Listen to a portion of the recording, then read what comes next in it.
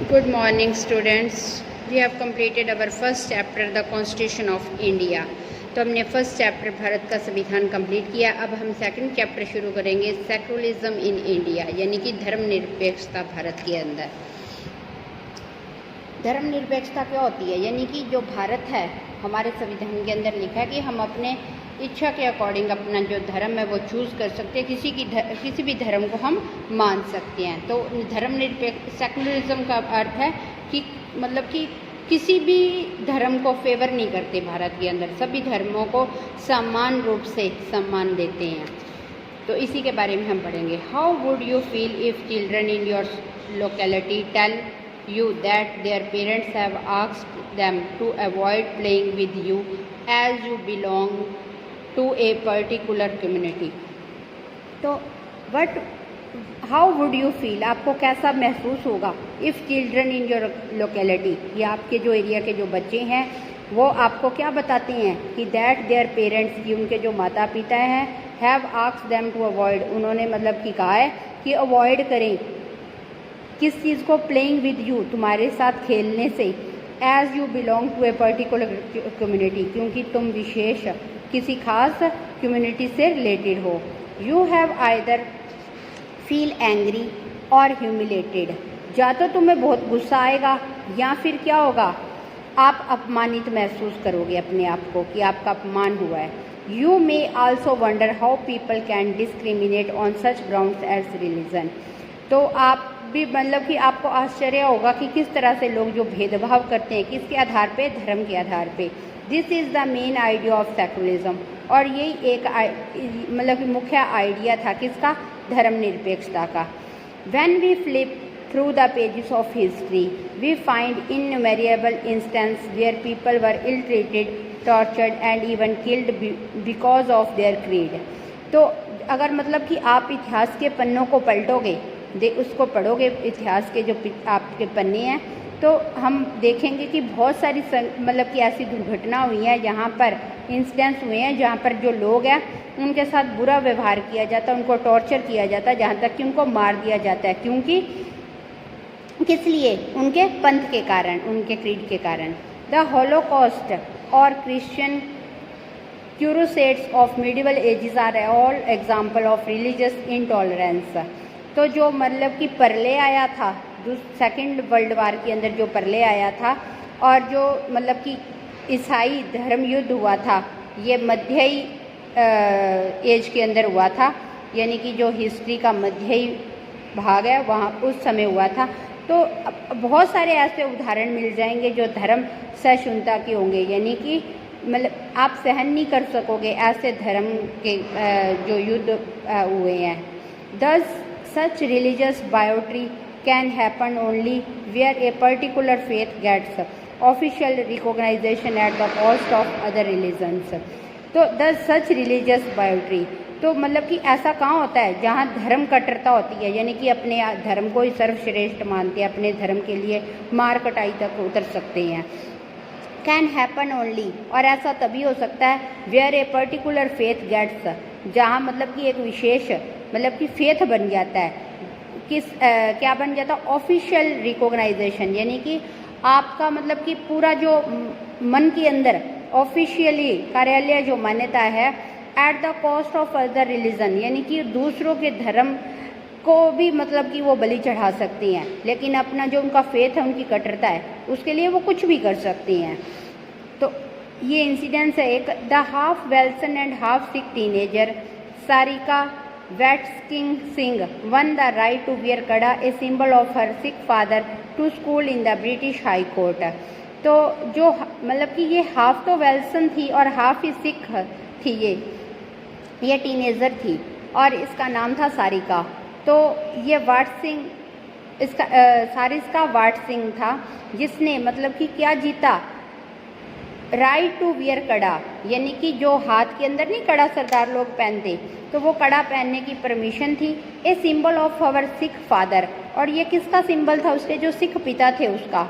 To school in the British high court, और British high court के अंदर उसने ये जीता था, मतलब कि उसने ब्रिटिश हाई कोर्ट ने भी उसको परमिशन दे दी थी कड़ा पहनने के लिए। Sarika Watkins Singh was barred from attending school in November 2007 for breaking its no jewelry rule। तो जो सारिका वाट सिंह थी उसको मतलब कि बैन कर दिया था कि वो स्कूल नहीं आएगी। कब? नवंबर 2007 के अंदर।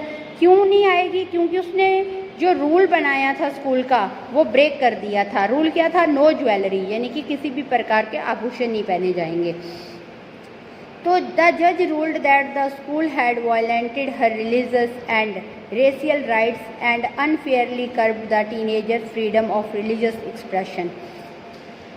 तो जज ने क्या बताया? रूल्ड दैट द स्कूल है कि जो स्कूल है उसने उल्लंघन किया है किस चीज़ का? हर रिलीजियस एंड रेशियल राइट्स, यानी कि उसका जो धार्मिक और जो जातीय अधिकार है उसका, and unfairly curved the teenagers freedom, और गलत तरीके से जो मतलब कि उसकी फ्रीडम है धर्म एक्सप्रेशन की, उसको रोक दिया।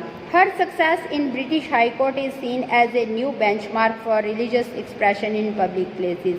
तो उसकी जो सफलता थी ब्रिटिश हाई कोर्ट के अंदर वो देखी गई न्यू बेंचमार्क जो उसके रिलीजियस एक्सप्रेशन थी पब्लिक प्लेसेस के अंदर, यानी कि उसकी जो सफलता थी हाई कोर्ट के अंदर ये नया बेंचमार्क बना था।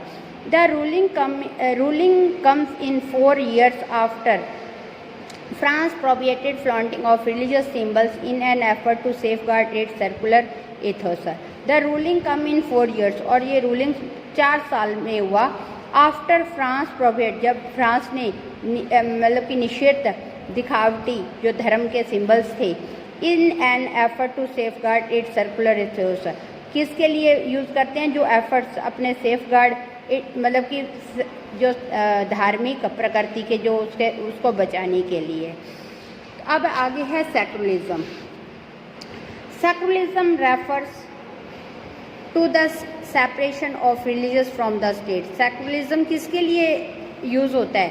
कि जो मतलब कि कोई भी राज्य है वो धर्म से अलग रहेगा, यानी कि किसी भी धर्म की वो पक्ष नहीं लेगा। Secularism authentically means non intervention of religious in matter relating to politics, society, education etcetera.